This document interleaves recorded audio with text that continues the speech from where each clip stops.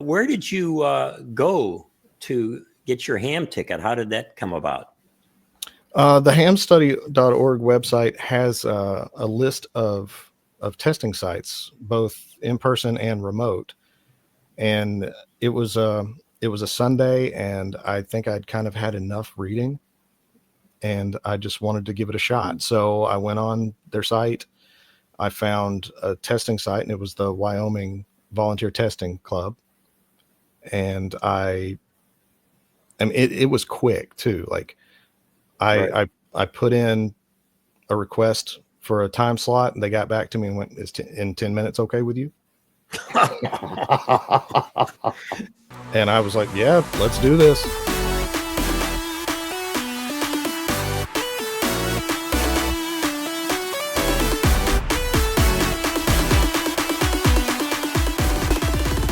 Say, Tom, I want you to know that I have some concern over what's happening with new hams. They get into the hobby, they get a license, they think they're going to rock and roll, and then they may not get the support that they need. And it's kind of hard to go on the air to get support. If you don't know people locally, or you don't know that much about the equipment and all, it can really be difficult to get going. You and I had people around at the time in Chicago when we grew up, all kinds of people that were helping us in different ways. So I thought it'd be great to bring in somebody to talk with who's a new ham, to find out what it's like getting involved in ham radio today from the standpoint of a new ham operator who recently got his ticket. And this is someone that I ran across on, get this, Tom, Echolink. Echolink, designed, I think, in 1937. and it uses string that's attached to the internet, and it goes around, and then you connect. But seriously, he was on Echolink, and I did a quick CQ, and he came back and told me he was a new ham, and we had a great discussion. So we want to serve all of you out there who are thinking about getting a ham ticket, and many of you who are new to the hobby, what you need to know. Wade is the new guy that we're going to welcome here, and we're going to have a ball. So again, this is Ham Radio Perspectives. I'm Quinn, K8QS.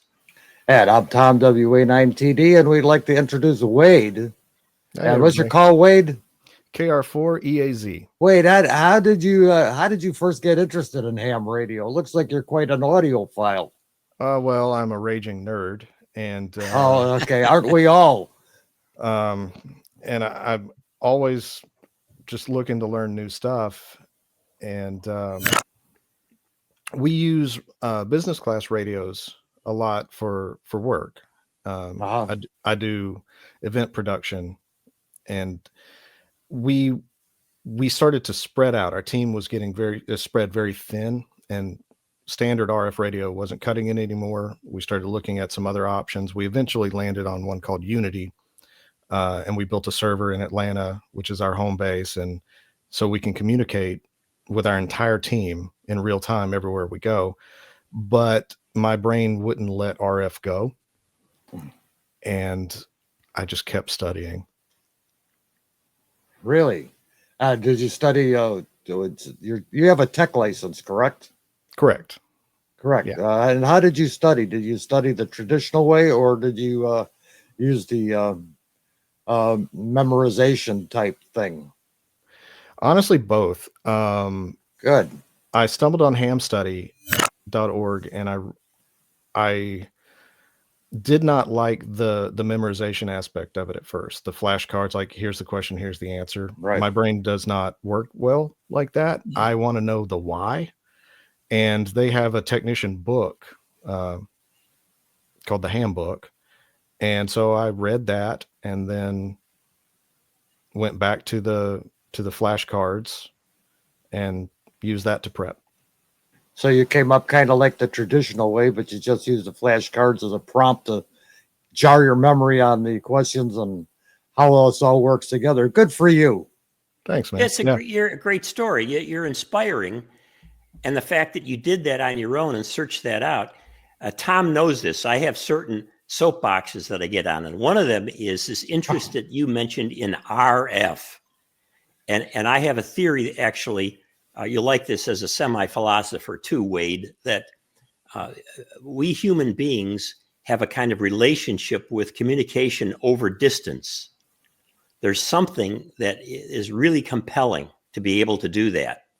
And RF does do it and so on, but RF is historically the important one, called radio.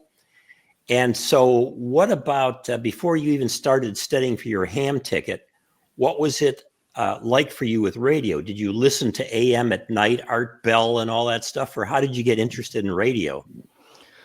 So when I was a kid, my grandfather had a CB in his truck, and he was always talking with his friends on that.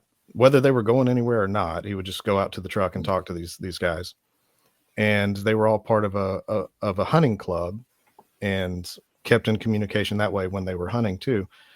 So my dad had a CB in his car when he was my age. When I turned 16, I put his old CB in my car and had a great time on the highway. Of course, I didn't have air conditioning, so the windows were down. It was a little hard to hear, but you got used to it.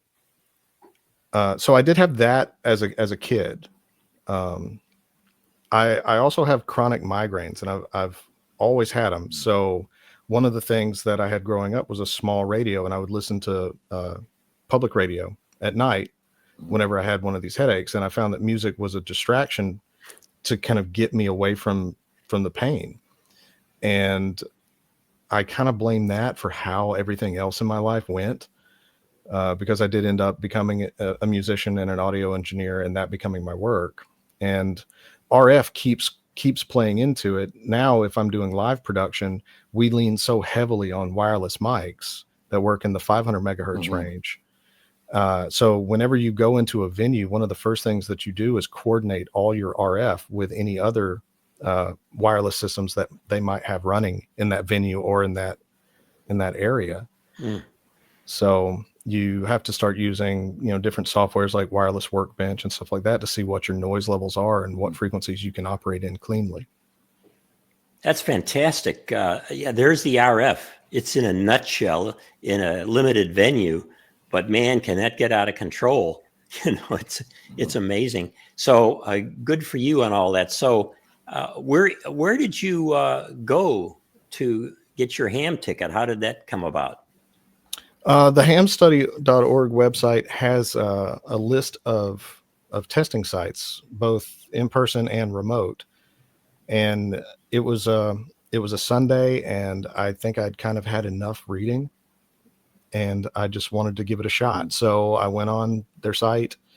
I found a testing site, and it was the Wyoming Volunteer Testing Club. And I mean, it was quick too. Like, I put in a request for a time slot, and they got back to me and went, "Is in 10 minutes okay with you?" And I was like, "Yeah, let's do this." You are showing, in some respects, how easy it can be to get a license now. Right. And Tom and I think this is terrific, by the way. We went through the old school, and we don't say, "Oh, I had to take the train to downtown Chicago, and I had to find 219 South Wabash, and I had to take the elevator up to the 16th floor and walk out and see all these people dressed in suits who looked like FBI agents that were ready to give me the exam." It was a whole different scene. It was nerve-wracking. Well, It was also January, and we had to walk uphill both ways, shoeless to get there. This was still nerve-wracking. They Okay. are very strict, and I completely understand why. Like, Yeah. I was sitting right here when I took the test, and it was over a Zoom call, and they said, "Okay, turn your camera 360 degrees. Let's, like, how many monitors do you have? How many desktops do you have running? Share your screen. Let's shut everything down. Do you need a calculator?" I was like, "Well, I mean, I can count on my fingers. It'll be okay." But I still opened it up. Wow. So, I mean, they are very strict. And there was I think there were four proctors watching me like a hawk the whole time. Oh, So it's still a little nerve wracking, but at least you are in your own home. So did they give you the actual score? How'd you do? They did give me the score. I missed two or three. I think think I might have missed 3. There was a satellite question I was unsure of. I may have just glanced over that section. So congratulations. Excellent. So how long ago did you get your ticket? Let's see, 9 days. Like the ink is not even dry yet. Really? Yeah. May 20th is when I got the license. So I took the test on May 18th. And we're recording this on May 29. So now we want to explore a little bit with you about what happens next, because as we said, a large number of people will get the tech license and then not do anything with it. So Tom and I are interested in the help you had after difficulties you had to go through. But first of all, what kind of goal did you have? What bands did you want to get on, or what did you want to do with this ticket? So one of the things that I forgot to mention in my journey to get to this point was I did get a GMRS license.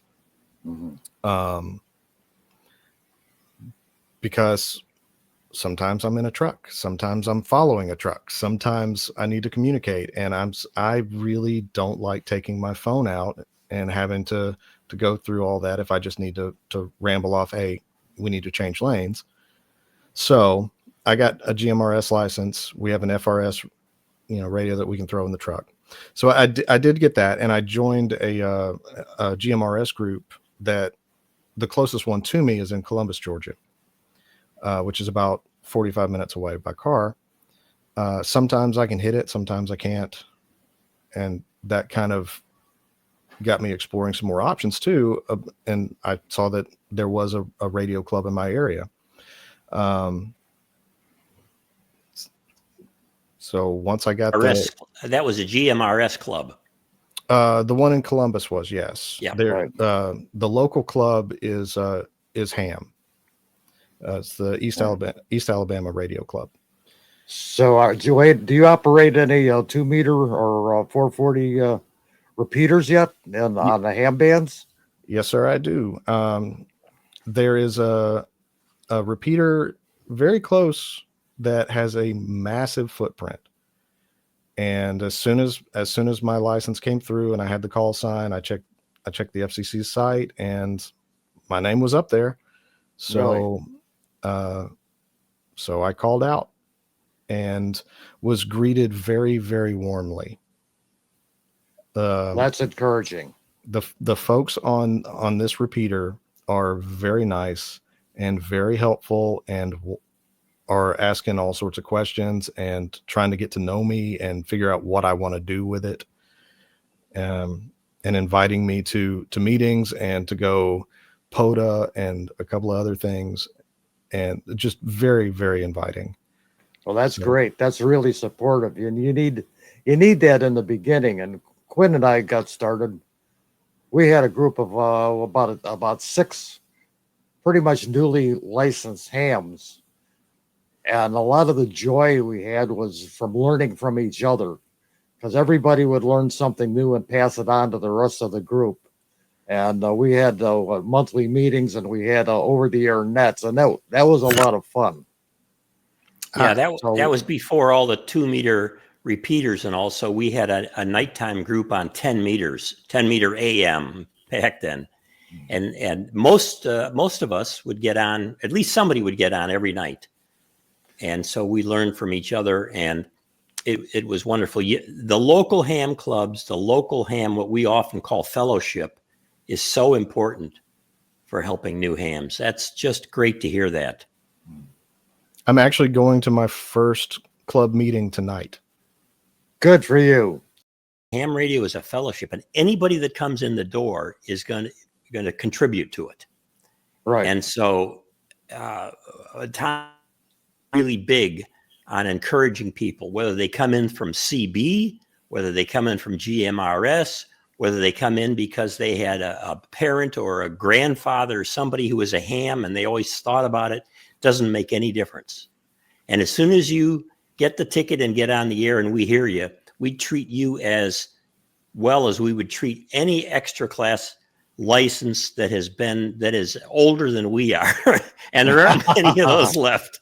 No. So And your ticket, well, just buy your ticket as a ticket to learn.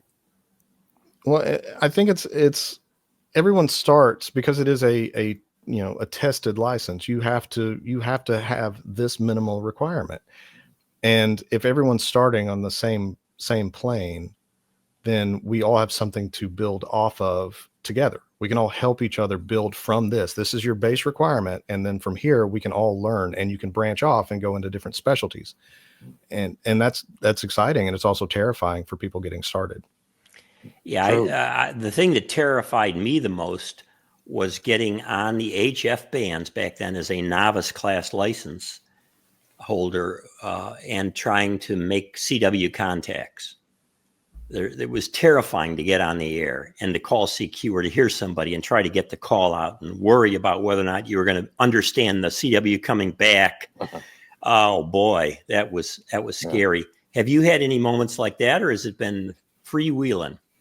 Oh no, I've absolutely had moments. I just last night I listened to two different nets, and they were calling for any newbies, and I didn't know if I should call out or not. I don't know these people. I know I can hit the repeater, but I don't know. So I opted to just listen. But new people coming in will come into these situations where like, when can I call out? Right. You just kind of just dump it in there and let it go. And so I'm always worried about clogging up the frequency, because I'm not as a lot of the people that are on the air have known each other, even if it is just by voice for a long time, some for decades at this point. And, who am I to get in there and interrupt and start running my mouth? But most of the folks that I've dealt with have been very cool and very inviting and just kind of want to know more about you. And if you have a question, they're like, hey, ask. We've probably been through it. Yeah, you'll notice most of them are pretty cool. You got the oddball now and then, but what equipment did you happen to purchase?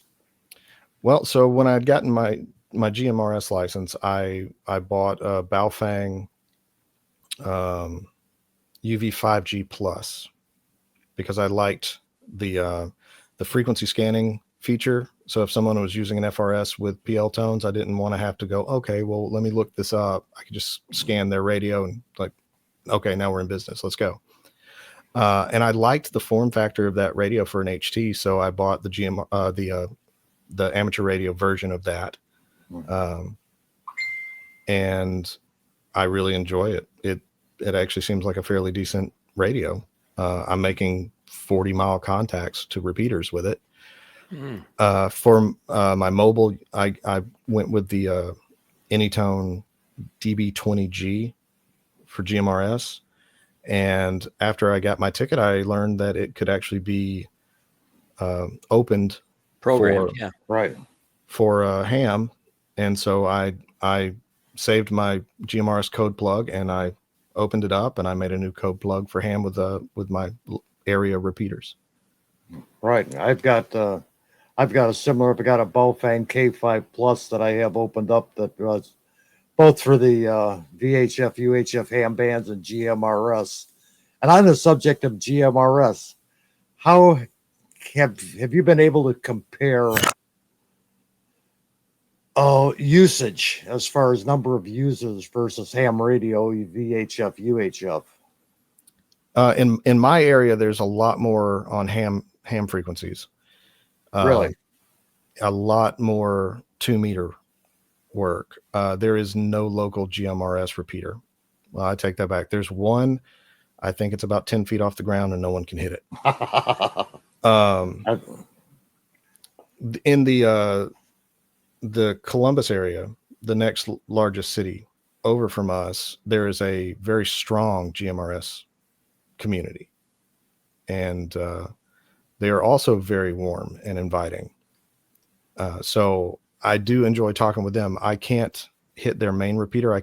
They have 3 in the area. I can hit their Ellerslie repeater, which is about 40 miles line of sight from me. So there's a handful of guys on that, and they listen out for me, and I still talk to them when I can. So what are your dreams? Where would you like to go with the hobby?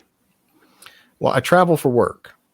So one of the fun things for me is, because of the nature of it, I don't get to explore most of the places that I go. So being able to, I'm in a hotel room, I'm tired and bored, and I don't want to watch TV. So being able to try to hit local repeaters was very fun. So I would use the app that I can't remember the name of, and look for mygmrs.com. That was it, the GMRS app. And I would look for repeaters, and I'd try to hit them and make contact. And that was really great fun. But a lot of times they're clubs, so they don't want too many outside people in. I think having the other frequencies available to me might give me some more options to reach out and just make contacts with people and get to know the area a little bit while I'm there without actually having to explore. That's wonderful. It's a lazy way of exploring a strange city. What advice would you give to people who are thinking about getting into the hobby? If you learn by reading, read. If you learn by watching, watch. If you learn by memorization, memorize. The tools are there. You can learn, and it's not that scary. If you have some background in electronics, it definitely helps, but it's not a requirement because everything is there and available to you, and the concepts are not that foreign. You can apply like knowledge that you already have to this. We were talking about 3 dB versus 6 dB, doubling the power, how this relates versus voltage versus full scale. I mean, that's my bread and butter. That's what I do. But I had to like kind of break some habits. Like in the audio community, we use these rules differently. So thinking about antenna gain and signal strength and stuff like that, it's like, oh, okay, cool. I just have to think a little different. And I might not have to think a little different forever. I just have to think a little different right now. But it's not that bad. Jump into it and then start making contacts. And it's pushing that button is scary for a lot of people, but you're going to find somebody out there that's going to want to talk back. You're an inspiration, Wade. We are so grateful that 10 days into you having your ham ticket, you're talking with us and telling us your story, because it shows again that ham radio is accessible, and you can study. Getting that tech license to get going is not too difficult. There are hams around that'll help you. You can buy some rigs, as Wade has done, that'll get you going right away, and you can start listening even before you get your ticket. And they're affordable. Yes, it's stunning. There are very affordable options. You don't have to completely jump in, all straight away. I am thinking about getting an HF rig, but I don't know how hard I want to go yet. So I might think about just getting an SDR set up, or something that's a little bit more portable. What do they call that? A QRP or something? Yeah. Like just something to experiment with, because that's kind of the whole point. Yeah. And we have a video on this too, about buying and selling used equipment, because we're big on it. Most of the equipment that we bought over the years, we have bought used, the vast majority of it. And hams will generally be fair with you. And through a club, typically you can find somebody who might even loan you a rig to try it out, or sell you one at a very, very good price. So yeah, you're straight thinking about all of this, Wade. Have you got your email on the QRZ page yet? I don't know. I will check, but my email is kr4eaz@gmail.com. Okay. kr4eaz@gmail.com. That's Wade Allen, right? That's correct. Wade is really an inspiration for all of us getting into the hobby, making it happen, making friends. and actually getting on the air, even though it can be a little scary in the beginning. Tom, it brings me back to some of our early days. What about you? Oh, absolutely. I mean, as a novice, I had my own spiel already written out to send CW, and because quite honestly, it wasn't like mic fright; it was key fright. That first Q cell you have no idea what to expect or who you're even talking to. So it was interesting, but as you do it and you grow into it and you become more comfortable with it, the easier it gets, the more relaxing it is, the more fun it is. It's also super fun tripping over your own call sign, right? Like you have to keep saying this over and over again, and you will talk to people that can rattle it off so fast that you have to have them spell it phonetically, and you're just trying to remember the first 3 digits. Well, So I've had the same call for 60 some odd years, and I just got my GMRS license about 3 months ago, and I still have trouble tripping over it because there's so many letters and numbers in it that I have to think about it before I even open my mouth. Yeah. This has been great. Thanks so much, Wade. We look forward to talking with you again. I'll get you on Echolink, or when you get Peanut, I know you're getting on Peanut now, going. You can often find Tom or me on the English channel on Peanut. Okay. Yeah, I'll look for you. There's a great community there. It spans Europe and the U.S. and into Mexico.